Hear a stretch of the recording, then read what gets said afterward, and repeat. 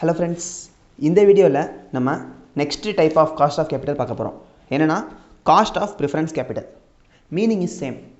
எப்படி ஒரு டிபென்ச்சர் ஹோல்டருக்கு நம்ம மினிமம் இவ்வளோ ரேட் ஆஃப் ரிட்டர்ன் கொடுக்க போகிறோம்னு சொல்கிறோமோ அதை தான் காஸ்ட் ஆஃப் ப்ரிஃபரன்ஸ் கேபிட்டல்னு சொல்கிறோமோ, அதே மாதிரி ஒரு ப்ரிஃபரன்ஸ் ஷேர் ஹோல்டர்னால் யாருன்னு தெரியும்?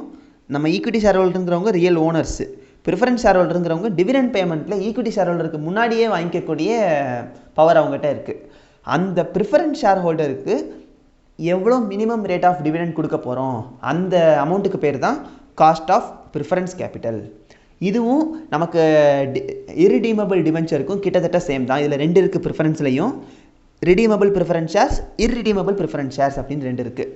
பெர்பெச்சுவல் ப்ரிஃபரன்ஸ் ஷேர்னா இர்ரிடீமபிள் ப்ரிஃபரன்ஸ் ஷேரோட அதர் நேம் தான் பெர்பெச்சுவல். ஸோ குழப்பிக்க வேண்டாம்.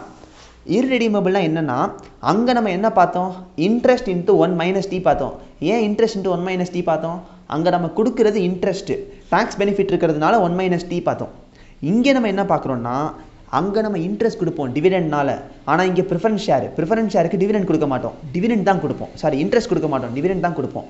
அதனால் டிவிடெண்ட் இன்ட்டு 1 - t போடக்கூடாது. ஏன் 1 - t வராதுன்னா, அங்கே டிபென்ச்சருங்கிறதுனால தான் நமக்கு டேக்ஸ் பெனிஃபிட் கிடச்சிது. இங்கே நமக்கு என்னது? டிடிங்கிறது என்னென்னா டிவிடெண்ட் டிஸ்ட்ரிபியூஷன் டேக்ஸ் அப்படின்னு பேர். ஒரு டிவிடெண்ட் கம்பெனி ஷேர் ஹோல்டருக்கு இஷ்யூ பண்ணுதுன்னா, இஷ்யூ பண்ணுறப்ப டிவிடெண்ட் டிஸ்ட்ரிபியூஷன் டேக்ஸும் சேர்த்து பே பண்ணணும். அப்போ தான் ஒரு கம்பெனி ப்ரிஃபரன்ஸ் ஷேரோ இல்லை ஈக்விட்டி ஷேரோ இஷ்யூ பண்ண முடியும். இந்த டிவிடெண்ட் டிஸ்ட்ரிபியூஷன் டேக்ஸ் இல்லாமல் ஒரு கம்பெனி ஷேர் இஷ்யூ பண்ண முடியாது. அதனால் in addition to dividend distribution டேக்ஸும் பே பண்ணுறதுனால ஆட் பண்ணுறோம். டிவைடட் பை எப்பவும் போல் நம்ம ப்ரிஃபரன்ஸ் ஷேர் கேபிட்டலோட மார்க்கெட் வேல்யூ என்னவோ அதுதான் என்எஸ், நெட் சேல்னு சொல்லுவாங்க. இது இர்ரிடீமபிளாக இருந்தால். ரிடீமபிளுக்கு திரும்பவும் சேம் அதே ஃபார்முலா தான். அங்கே d × 1 - i × 1 - t பார்த்தோமா? இங்கே d × 1 + dt ப்ளஸ் ஆர்வினா என்னது? Redeemable value.